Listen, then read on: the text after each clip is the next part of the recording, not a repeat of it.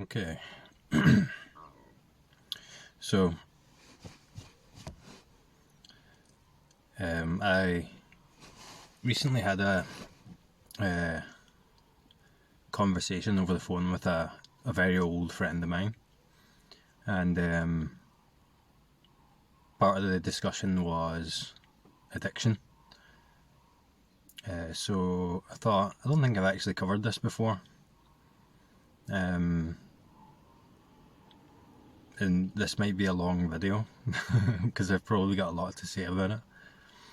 But something occurred to me after that conversation, because we were discussing something along these lines, and it's that the way I talk about this, or the language that I use, or I guess you could say the the theme, that I use language that you would hear in non-dual circles, or I use language like awakening. I tend not to use spiritual, and you know, we were discussing that there are connotations more so with the religious terminology, but there are connotations with associations, conceptual associations with certain terms and certain words. And the reason for that occurred to me is that I came to, or let's say I got into non-duality. It all started with addiction. That addiction led to a recovery program, and the recovery program that I went through was the 12-step program, so Alcoholics Anonymous. And the language in that's quite dated, and it's quite controversial because it mentions higher powers, it mentions God. It's very old. It was created a while ago. But interestingly enough, and you know, there are how many people do I know personally? It doesn't matter, but even in the non-dual YouTube world, there are many people have come to this non-dual recognition through addiction. And that might be because the final step of the 12-step program goes something like this. It says, having had a spiritual awakening as a result of these steps, spiritual awakening, something like we continued to carry this message on, something like that. I can't quite remember. But that's definitely influenced the language and the terminology that I use, or I'm inclined to use. But also, there are, after the first non-dual experience I had, I came across Buddhism, because like I explained before, I thought I had an episode. I thought I had a stroke. And I researched it, and I came across the descriptions that somewhat matched this experience in Buddhism. And some of I would consider the people that I learned from, let's say, or the people that mentored me in this, were heavily influenced by Buddhism. But I mentioned that to say that I use a certain way of describing this, and it's clear that this isn't spiritual. It's not spiritual. It's clear to me that this is a pragmatic approach to something that does get very weird from a point of view, from the perspective, the rational perspective of the mind. And there is a lot of kind of woo-woo nonsense out there. Some of the stuff I talk about, you hear it, and the mind will be like, what the fuck are you talking about? But I mentioned that just to highlight why I use the language that I use sometimes. It might just be conditioning here that's led to it being expressed that way. But it's certainly not something that I consider to be spiritual, or any of the ideas or beliefs about what that means. As I've expressed many times, what I'm talking about isn't what the mind thinks I'm talking about. Isn't a belief or interpretation in the sense of the subjective experience, which is why it's so difficult to talk about. But I thought I would go into a little bit of the addiction thing, and how it led to this.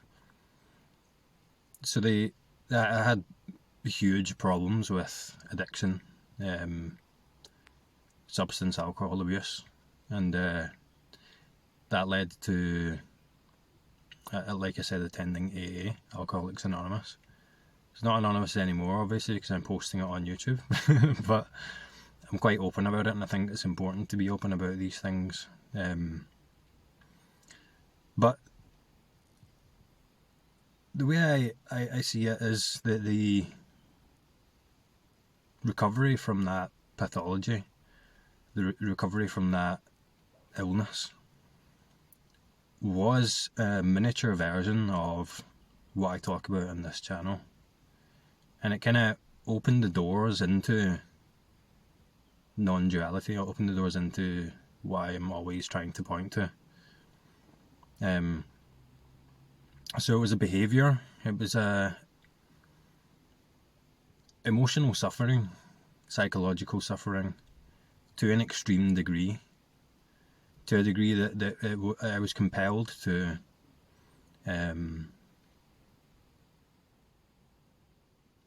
become addicted to certain behaviours, substances, for the purpose of relieving that suffering, trying to control the problem of me, the problem of life.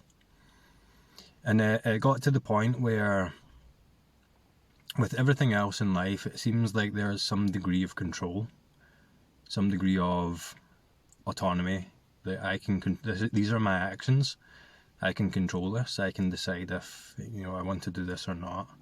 This was entirely different. This was something that,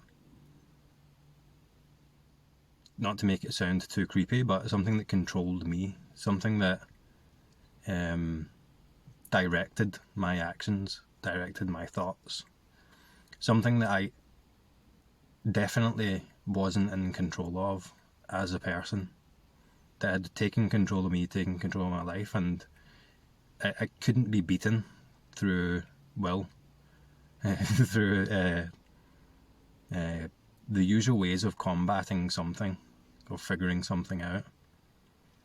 Yeah, it's quite a frightening place to be when you're forced to consider and accept the fact that this thing has you, whatever this is, this behaviour, this addiction, has beaten you, and you can't defeat it, that it's not possible. Through, numerous versions of that story, numerous attempts, it was proven that it couldn't be beaten. So eventually, I'll not go into the ridiculousness of the whole story, and I could tell you some stories that you probably wouldn't believe. In contrast to this apparent character that you see filming these videos, it would be unbelievable. But it led to me getting involved in a recovery program. So what I wanted to point to is the final step of the program. Like I said, having had a spiritual awakening or spiritual experience, the basis of the 12-step program is to initially acknowledge that this thing can't be beaten by human will, as in the sufferer, the me that suffers from this illness, has been beaten by it. So what do you do in that situation?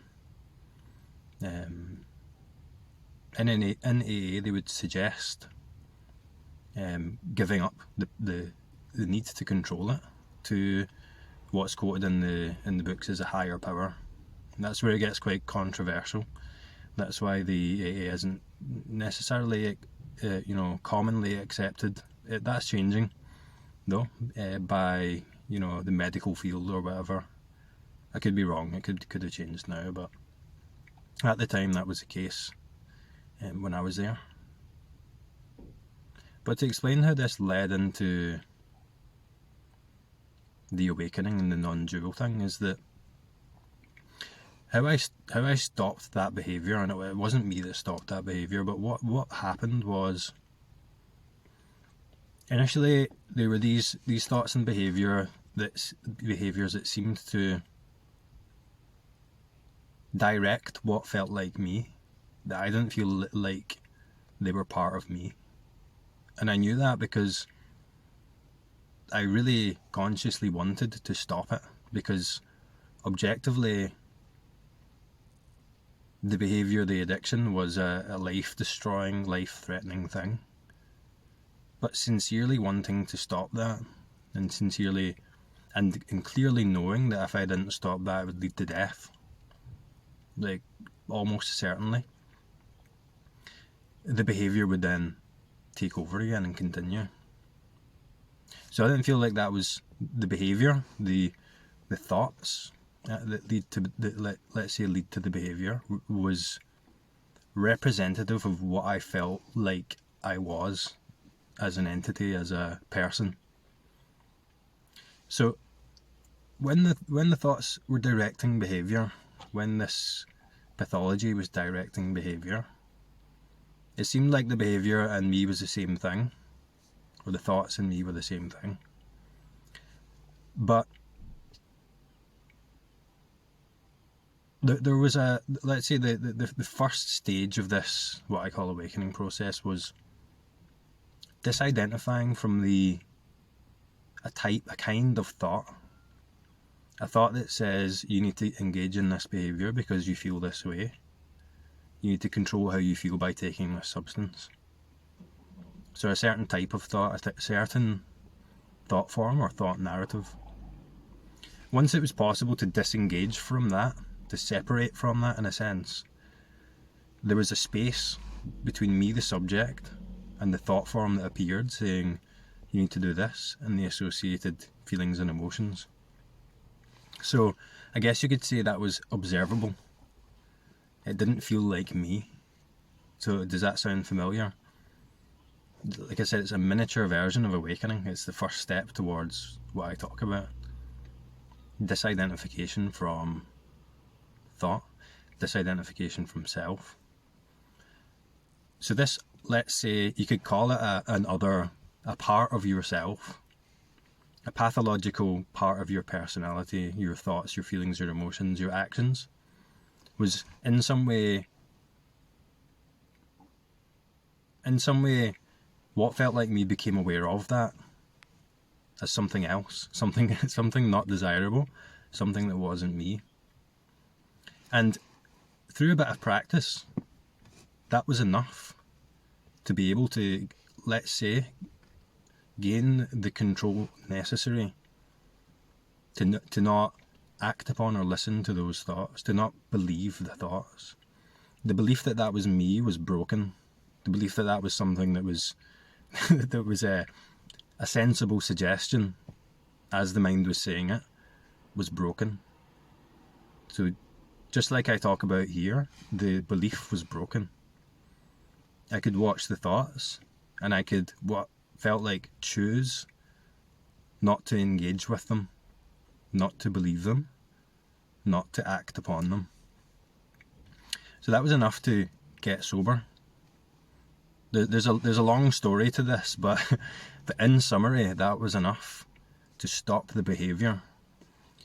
But it wasn't enough to cure the illness. It wasn't enough to get rid of the pathology, let's say.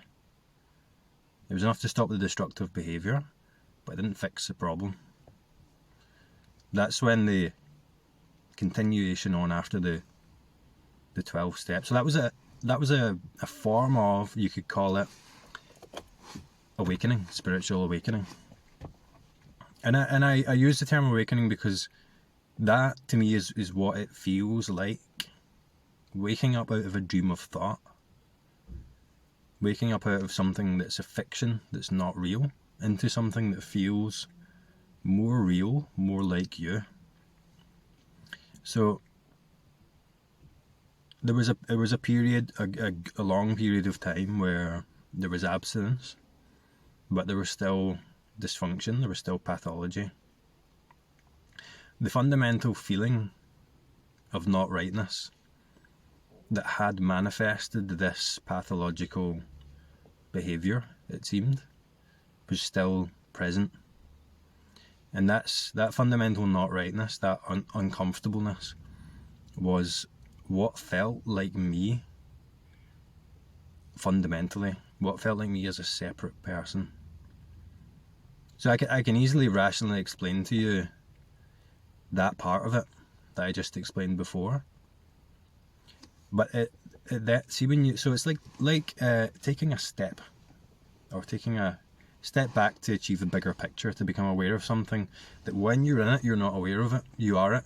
But when you step back from it, you can view it as an object from, let's say, an expanded subjective position, and suddenly there's a separation there, there's a disidentification there. The next step back from that, or the next objectification of self that you could say comes after that, is where it starts to get very paradoxical, and where I struggle to describe it because of that. Because the fundamental feeling of not rightness is what felt like me as an individual, as a person, as a separate entity. There was something just fundamentally not right about experiencing life in the way that I was, as me, as a person, with all my thoughts, my feelings, and my problems. It turns out that what was creating that not rightness, that the root of suffering, the root cause of suffering, was the assumed me, the assumed character, the assumed subject that relates to all experience as a separate thing, as a person, as a thinker. And turns out it was entirely made from thought. It was the illusion was entirely constructed, not entirely, but from thought and the associated feelings, emotions, experiences. What exists as what feels like you behind that, I can't talk about, because it comes before the mind. It comes before thought. It comes before experience is qualified by objective or conceptual thinking. And I've used many terms to describe it: non-conceptual knowingness, awareness, awakeness, existence, isness. And there are tons of other weird terms: Brahman, self with a capital S, I amness. Some weirder than others, but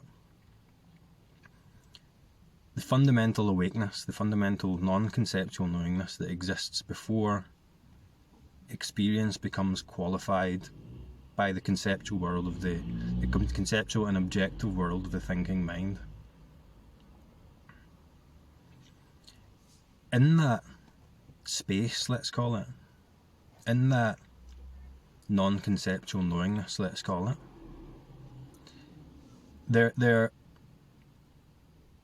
there's a fundamental shift, there's a fundamental change in there was a fundamental change in what I took myself to be, as a thing, as a something, as a person, as an experiencer. Something shifted, something changed fundamentally, with what feels like me as an identity, as a person. And in that was the cessation, the end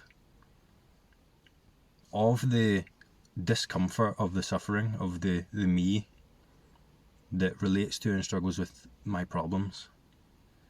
This is when it gets very hard to talk about, because I can't directly tell you, whoever's watching this video, how to do that in terms of concepts or knowledge, because this time it's just not like that. How do you get to that space? So disidentifying from the assumed owner of experience, the assumed entity that thinks, that owns thoughts, that the experience is happening to, that's largely based, if not entirely, in the mind, in thought. Like I explained at the start, that I kind of isolated part of my thoughts, part of my identity, and took a step back from it, viewed it as an object, and from that subjective position, it lost its power. The next step is doing that same thing with all thought, any thought whatsoever, and it turns out pretty much everything, pretty much everything at some level is a thought, apart from what's not. So how do you access that? You could maybe say, knowingly get in touch with the space between thoughts, or the space behind thoughts, or at least the content of the thoughts. So when you're following the content of thought, the story that the thought is talking about, you're bought into that storyline, you're identified with it. You're assuming yourself to be the one that is relating to that story as the subject of experience, or the thinker. So you're in it, and when you're in it, it's real. Let's say if you disidentify from that, you create some space from that, you take a step back, and you observe that as the story, or a thought, a mere thought, a transient apparition that appears without will or without control. Then that sense of autonomy as the individual, as the entity that moves through and relates to experience as a separate thing, the belief in that is broken. You see it for what it is. And the big change, let's say, the big, or you could say the key to this is seeing it, the me that thinks, the me that relates to experience, the me that is a separate entity that has my own thoughts, feelings, emotions, experiences, is but itself another thought that appears now. And that's all there is to it. There's no abiding entity called me that can ever be found in experience. But there's something that might feel like you, but it's not that. So it's not like this entity called me is made of thought. It's not even there. It's suggested in the context of thoughts. It's suggested as a subject in the thoughts. But once you, let's say, quote unquote, bad way of describing it, objectify that, then you see that it's not you. It can't be you. And it becomes obvious. This is where it gets paradoxical. So it's that other step back into something that can't be described. People use terms like I said, non-conceptual knowingness, awareness is a verb, it's not a noun. I amness, and so on, beingness. It's not a thing. It's in the same way that the self isn't a thing. It's a process. It's a series of apparitions of thoughts that suggest something, which is an illusion, that refer in sequence to other thoughts, creating this seemingly real entity called me that relates to a seemingly real world out there with all its values and its beliefs. It turns out in experience, in direct experience, there's absolutely no evidence whatsoever for that, other than suggested in the thought. So there's no evidence that you are an abiding self in here, a discrete entity in here that relates, that moves through the world as a separate thing. Sounds mental, right? If you're identified with thoughts, that's going to sound crazy. But there's absolutely no evidence for that indirect experience other than thought. Because we've identified thought to be the problem, we're then disidentifying from that thought. Something about doing that, something about the fundamental change that happens when that's clearly seen, changes everything. So I can clearly see now that if it weren't for this, what I call awakening, or I call it a recognition for the most part, non-dual recognition, there would be no chance that I could have solved that problem of addiction from the position of the me that was suffering from it. That was the trap. I had to get out of the whole thing. And when you get out of the whole thing, you also get out of yourself, because the self was the problem from the beginning. The self could never solve its own problems. It didn't have the power. That was always impossible. So I can see that I maybe could have maintained sobriety, but the suffering, the fundamental not rightness with life, the fear, the emotions, the existential question mark would have continued to torment what felt like me. So, like I said, very paradoxical, because you're getting in, through direct experience, you're getting in touch with what feels like you, and it turns out what feels like you is separate from, isn't the thoughts. This is a part that's really hard to describe, because you see that the thoughts, you see that what you thought you were, what you assumed yourself to be, appears in a kind of transient way with no substance inside what you are. If that makes sense. Probably doesn't, but so how do you do that?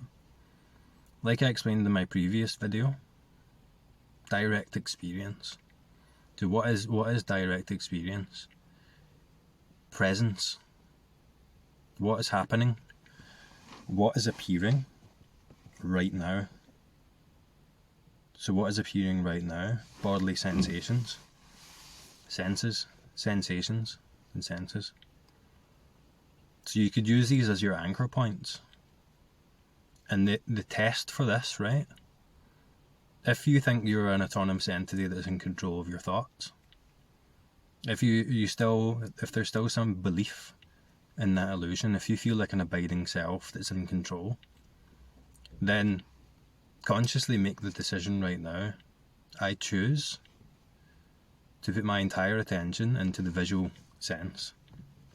Whatever's in front of me now. So I've got a brick wall in front of me. I'm going to put my entire attention into this brick wall, and I'm not going to think. I don't need to think to be here, so I'm not going to think. So bring the attention into direct experience. It could be the breath as well, sensations, and stop. See how long it takes for the mind to take that attention out of direct experience into a narrative about how you relate to something, or how the thought relates to something else. See how long it takes for that to distract, for the attention to be pulled away from direct experience into a narrative about past, present and future, into a narrative about time, into a narrative about objectivity in whatever form it appears. Most people will find that it's not long at all, and then they'll find that you have no control over that. The more you struggle with it, the worse it gets.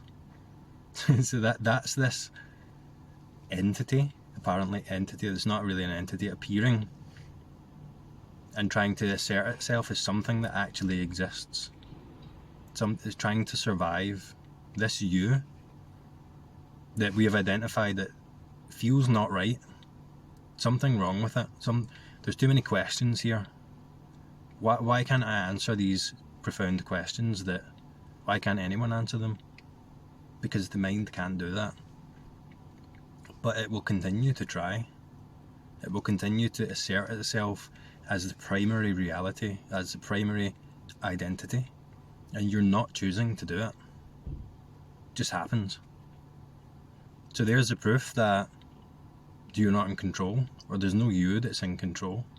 Or these thoughts, this mind narrative self, isn't you, isn't something that you're in control of.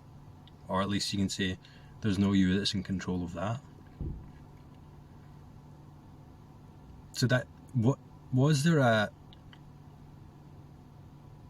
space there before the mind started talking? Notice the quality of it, the quality of what it feels like when that narrative kicks in and we buy into it and we just get sucked into it.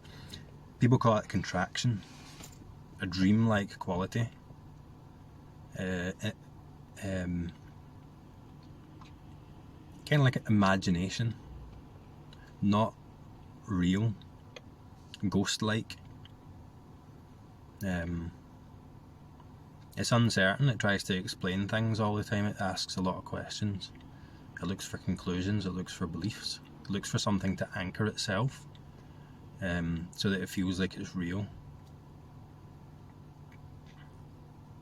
But was there a gap there? Was there a space when you can say, I was here, I didn't need to think about it, I know I am, without the thoughts?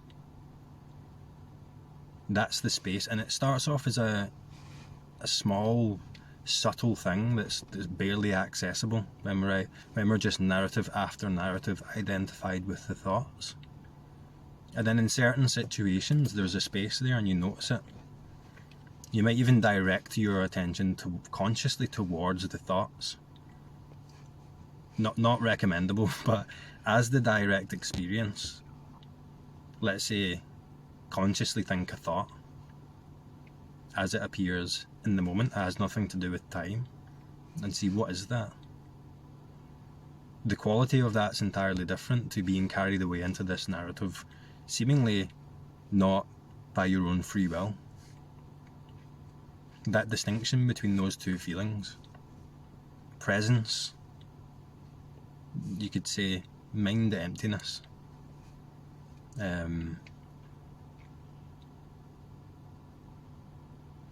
absence of thought.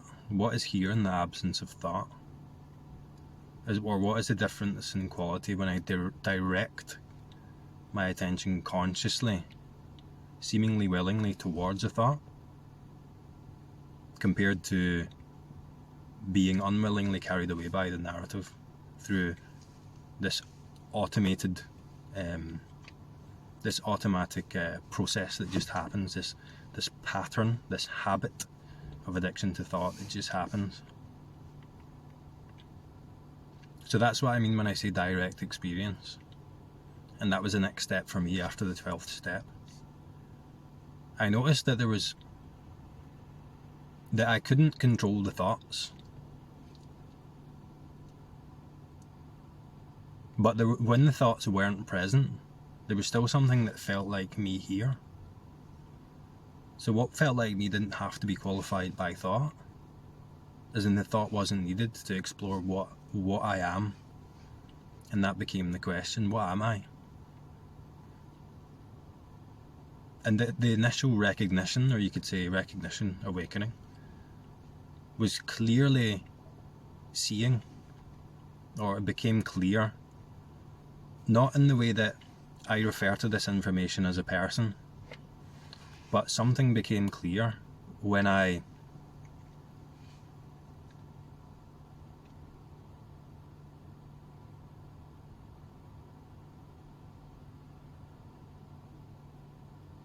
really got in touch with that non-conceptual knowingness that's just here anyway, that feels like you anyway. Existence, I amness, people call it, presence. When I got in touch with that, went deeper into that, the gaps became longer. I wasn't lost in thought as much. And eventually I saw the self, myself, that I thought was me. I saw what it was, and it was thought. It was a thought.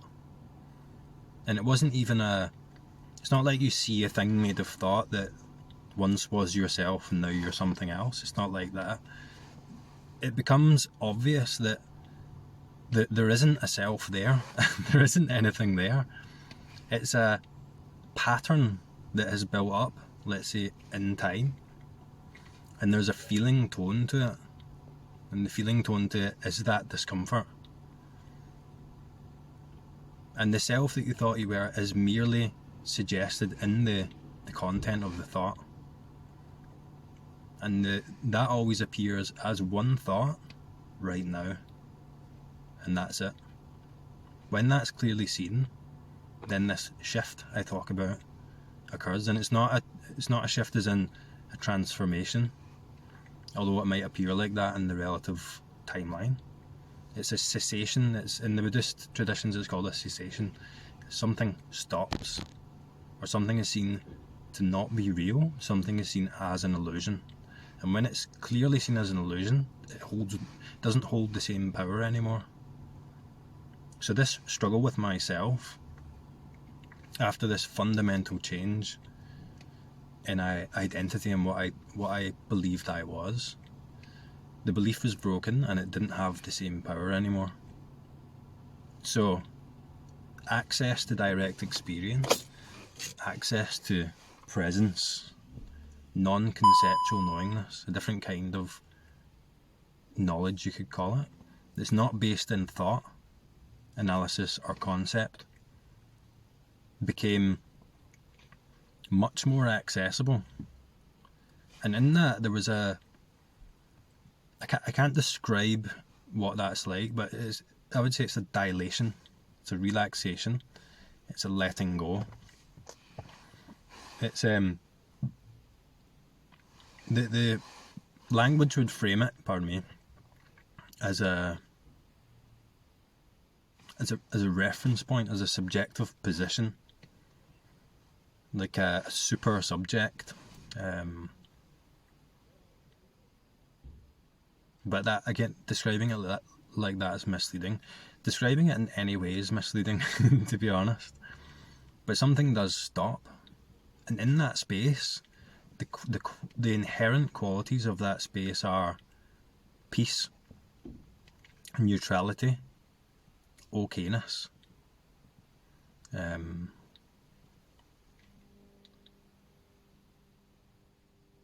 There's a still, timeless quality to it.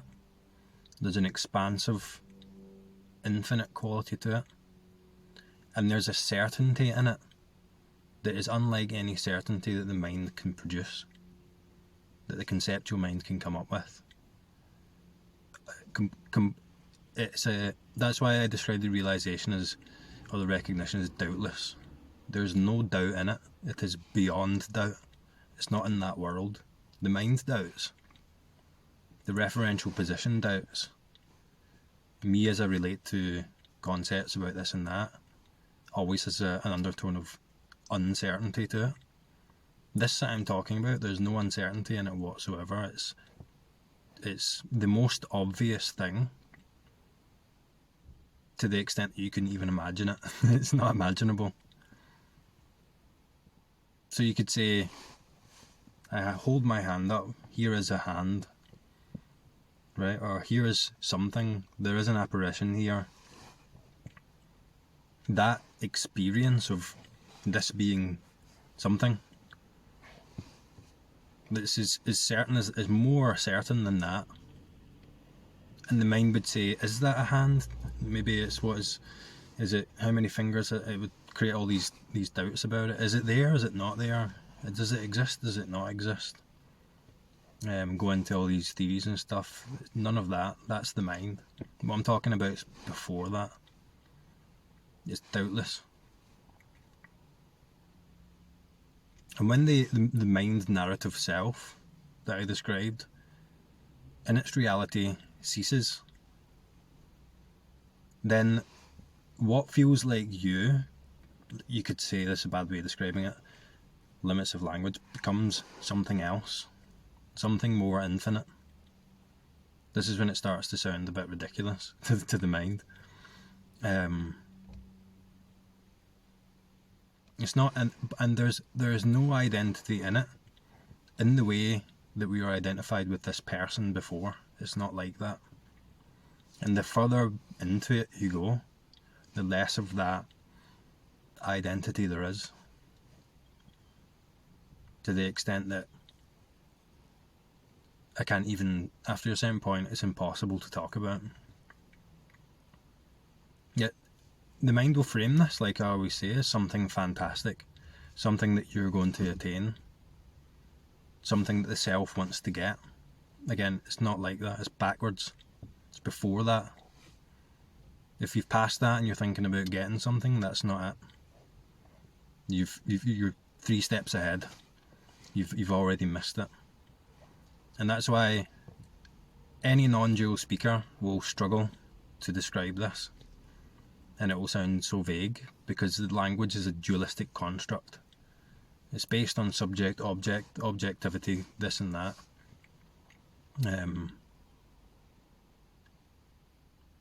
What I'm talking about isn't subject to any of that.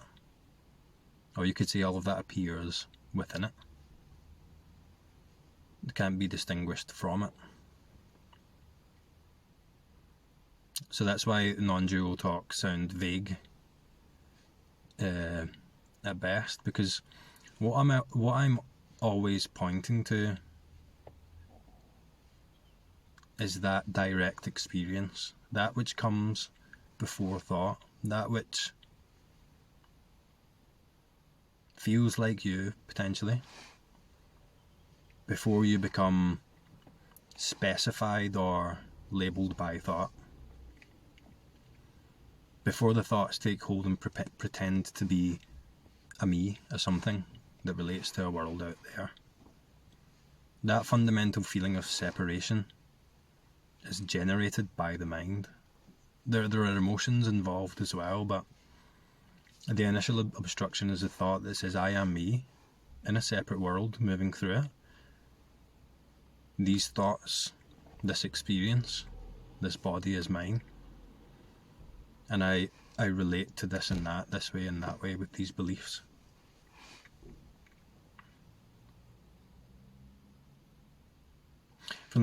Let's say from the point of view of what I'm talking about, none of that even makes any sense.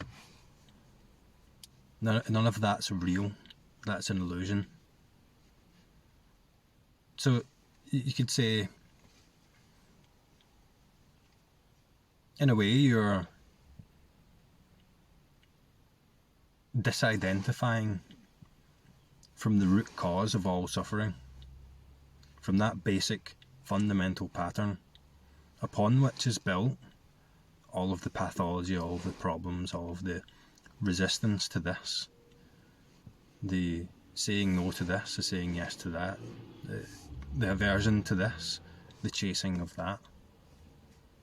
So you're going straight to the root, the source of the problem. And when you do that, everything becomes very simple.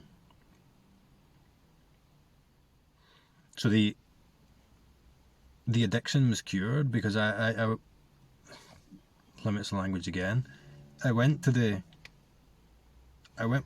stepped out of it, you could say. I stepped out of the whole thing. I wasn't trying to treat the addiction as the one who suffers from the addiction. I just stepped out of the whole thing. Just got out of it. And strangely enough, when this illusion of self is seen through, undoubtedly as a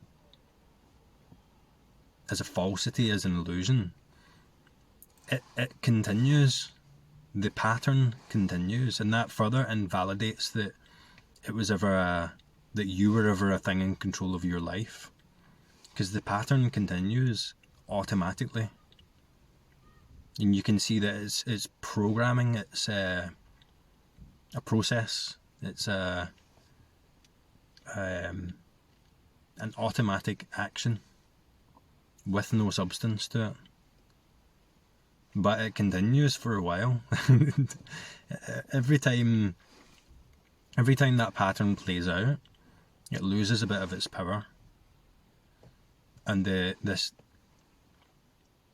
let's say, awareness, non-conceptual knowingness, that you now, let's say, know yourself to be fundamentally, disidentifies from this mind narrative self, this illusory entity that was never actually a thing in the first place. It never really happened in the first place. So, and at that point, you're no longer a person suffering from an addiction. And the problem is solved. The addiction is entirely cured in the relative world, in the relative sense.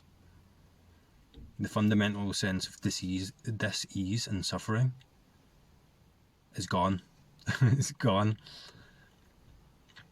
And the liberation from that, the escape from that, is now. It's here. It's not in the future. It's not something that happens to you in the future. It's all right here. And that's the biggest point.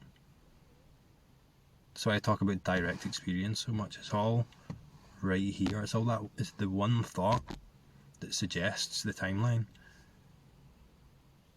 It's the one thought that suggests me separate from this, me relating to this, me having an aversion to this, me suffering. So it all happens now. You could say it all happens right here. And the access to that which I called space, that breaks that spell, is right here. So there's no, someone mentioned in the comments, sustained peace. The peace doesn't have to sustain itself because it's inherent in reality. It's inherent in this. It's inherent in direct experience. So the sustained peace is always this. It's never sustained across the timeline. That's the point.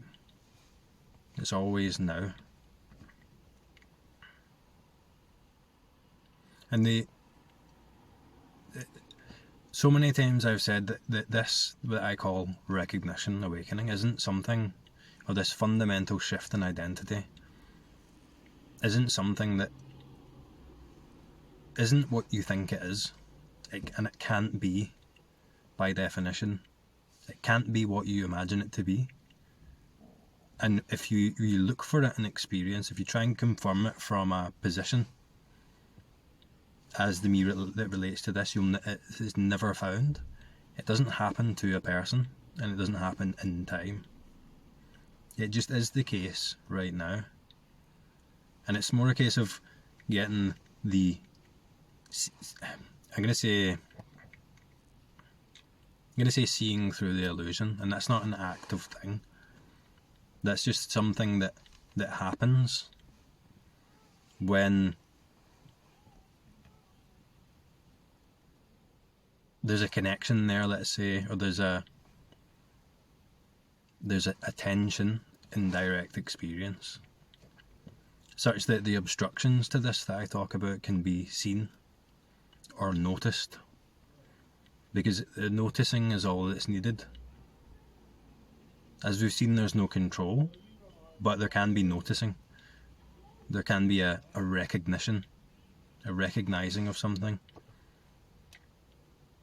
And that's it. So it's not a doing, it's not I'm going to get this. It's just a simple recognition. A simple recognizing of something that's inherently the most overt and obvious thing in experience, because it is experience. But the obstruction all comes from the mind. It's all thought.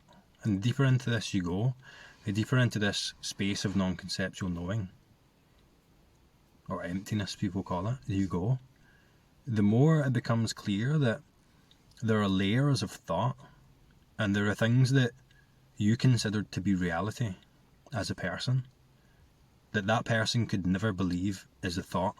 Like, when I go on to describe about the further stage of recognition, the non-dual recognition in an as sensory experience right now, I always say that for a long time we ignored this, and it's so overt and obvious.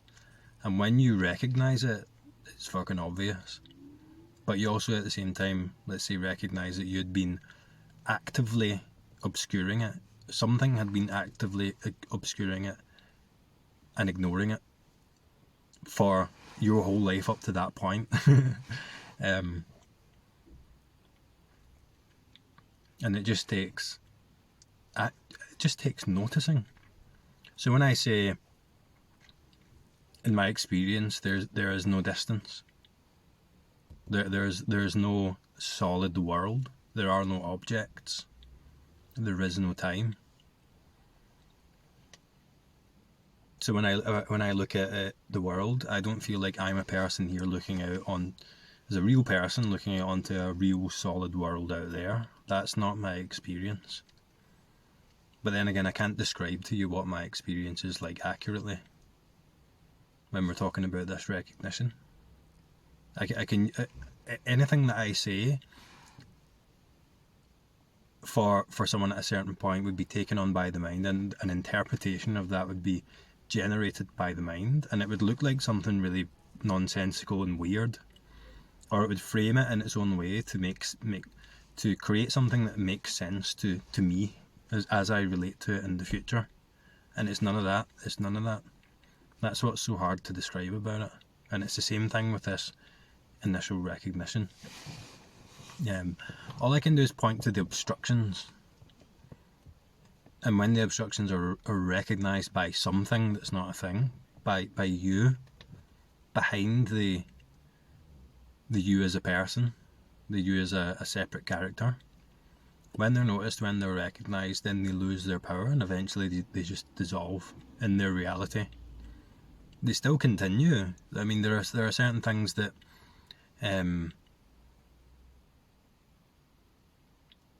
are needed in this objective world to function. They still continue, but they're not real anymore. Fundamentally, that isn't the primary experience of realness. And the initial one that's fairly easy to point to is thought. It's easy to point to a thought and say that's not real, that's not happening, that's a projection into the future.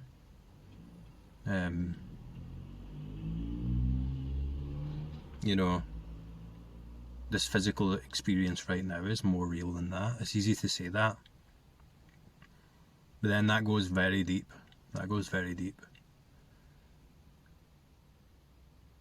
To the point where the me that makes that distinction is seen to be yet another thought that appears now.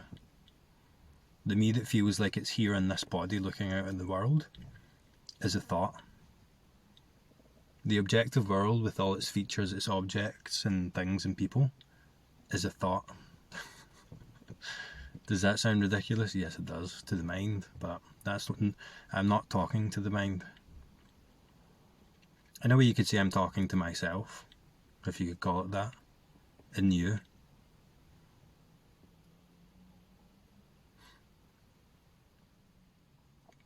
So the practice seems like it requires some effort initially. It seems like it requires some earnestness and vigilance, some exertion, until it does become at some point spontaneous. And the initial exertion is a vigilance, a relaxed attentiveness, an observation from nowhere of what the thinking mind is doing and saying. And where am I in that? That's self-inquiry. So a self-inquiry question would be, who am I? And we're not looking for the answer in thought, because that'll just create another fictional universe inside the head, with the self at the centre that refers to it all as the subject. We're asking, who am I? And then we're just resting in direct experience and letting the answer be recognised in a non-conceptual way, in an experiential way. So if whoever's watching this video feels like they are someone who is a person who is actively looking for a solution and answers, that can easily be turned into what is called seeking, or what's called it's like a quest for an answer, a quest for a solution. And if that's the case, if we ask who am I and we start thinking about things in a conceptual way, we've went a few steps ahead. We need to come back to direct experience, to the non-conceptual knowingness that is inherently here and might feel like you anyway, before the thoughts start talking, before the thoughts start suggesting things about the way things are. And ask, who am I, or where am I, or what am I? And just let experience answer the question. And the answer doesn't come in the way that the mind would expect an answer to come. So you just forget that's a thought. You can just forget about that. What will be the next? Who am I? What am I? What will be the next thought? Because I know I'm not the thoughts. I'm what's aware of the thoughts, you could say. Thoughts appear within me, but I know I'm not the thoughts. So what am I? And just watch the mind.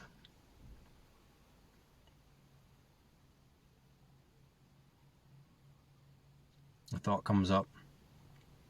Notice it. Recognize that.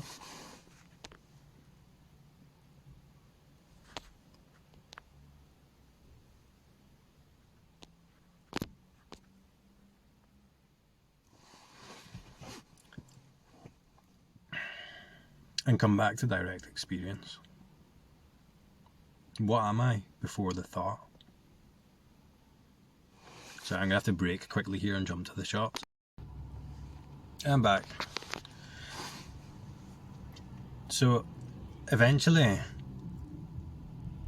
in this space of noticing, in this space of recognising, thoughts come and go. One thought appears now and is replaced by or refers to another thought. One thought refers to another. This goes on and forms a narrative that's based in time and separate subjectivity. Eventually, it'll be noticed that what feels like me, that it seems like a feeling, like a feeling of me. Eventually, it'll be noticed that that is another thought. It's just a thought. It's just a thought that appears now and suggests something that's not real. And it doesn't refer to anything. Or if it refers to anything, it refers to what I'm always pointing to. What feels like you before the thought. What you are fundamentally. It doesn't need to be qualified by a thought experience. It doesn't need to be qualified by a separate position called me that relates to a separate world. And in that is liberation, is freedom, is the end to all this, to all the suffering. I can tell you that for sure because I've been through it. I can tell you that it's not bullshit. It's not bullshit. It's not just a remedy for the self. It's complete liberation from the self. It's the end to people say the end to the problem of birth and death. The end to the fear, fundamental fear of death and non-existence. The fundamental fear and discomfort of existing as a me, separate from everything else. There is an end to that. I guarantee there is an end to it. It stops. It stops. And as it stops, it's also obviously seen that it never even happened in the first place. That it was a fiction. Created by some weird illusion, suggested in a thought that always appears as the one thought right now. And then that's the end to it. But it doesn't end in time. It ends. The end to it is here already. It's already here. So that's the things that I say that people struggle with, because the mind hears it and it says, this is simple, it's here already, it's obvious, and then people hear that and they struggle with it because it seems so unattainable, it seems so counterproductive, it seems so elusive. But the start of that is, see, what is a thought? What are you that's not a thought? And if you look, you will find it. You'll find the you suggested in the thought, and you'll see the non-reality of that. And then something else comes through to, let's say, support or drive this process that was here anyway, that was the case anyway. Like I'm always saying, it's profoundly transformative. Profoundly transformative. And it's not a spiritual attainment. There's nothing spiritual about it. And the weirdness about it becomes apparent that the weirdness about all the stuff I talk about is inherent in the weirdness of life. is inherent in the existential question mark of what the fuck is going on? How weird is this? That's the weirdness. We're directing ourselves directly towards that. This. And in that is the end to all the suffering. In that is inherent peace. Just peace. Okayness. Profound, deep okayness. That can't go away. It's not transient. Because it's inherent infinitely in this moment. It can't be doubted. It's not doubtable because it's the certainty of it is inherent, obvious in it, infinitely in this moment. And all the obstruction is thought. You see that behind that thought there are layers of thought, right? But behind the layers of thought or seemingly behind, or in the beginning tied up with it, is emotion. And this was the emotion that would compel me when I was an addict to use substances or drink, because I was trying to escape from it. And another form of escapism that we do is create a self separate from the experience as a self-referential thinker, to try and control the experience from a distance, from a separate position. That's the fundamental circuit of escapism. Before all the behaviours that we use to escape, the fundamental problem is the separate me that relates to the experience of intense emotion or whatever. That's the root of the problem.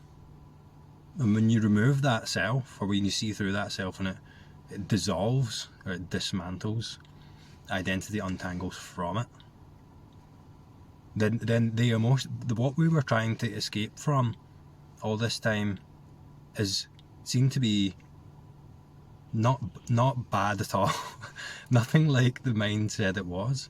It never needed to be escaped from. And then in a strange way, there's a new orientation to savour these emotional experiences. There's no need to run away from the emotions, because it's clearly seen that it's not even possible. There's no need to control it, because it's clearly seen that that was never possible. So all we're left with is the emotion, with nothing separate from it. Nothing to label it, nothing to resist it. And again, in that, no matter what the experience, no matter what the emotion, in that is liberation. And that's it. So that was the whole problem. The self generated the problem of the addiction. And the addiction was never really cured until the root cause of that was seen through as an illusion. And although I struggle to explain what that is, and I don't know what that is,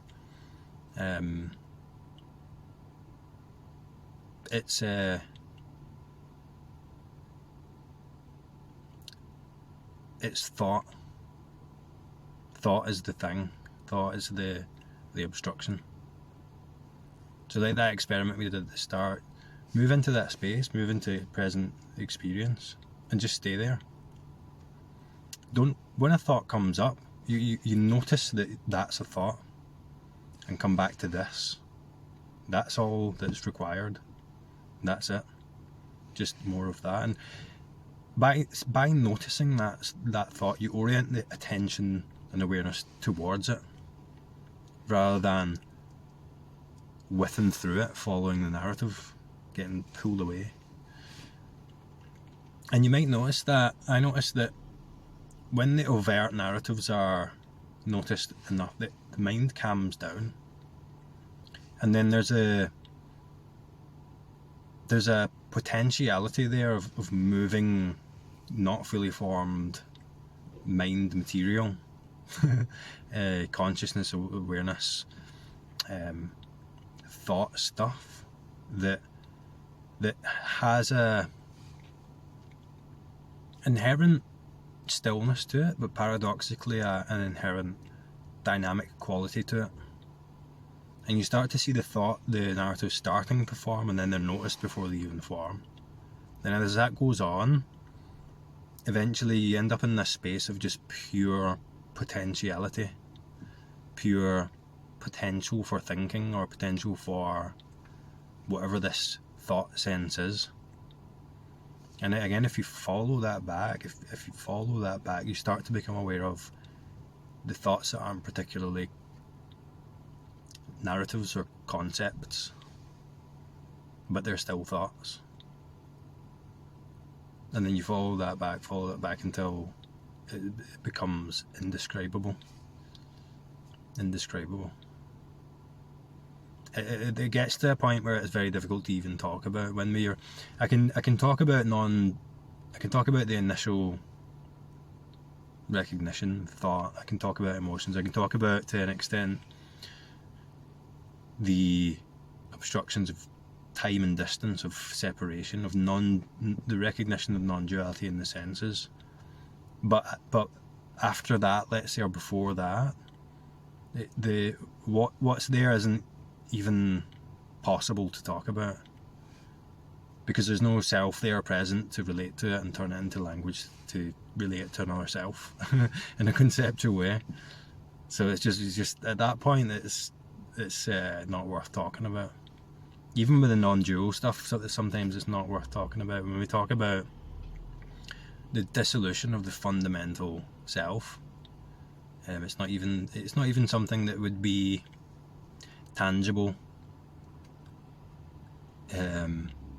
from that fundamental point of view of self, and it's still not something that's tangible really conceptually when that disappears, when that stops. But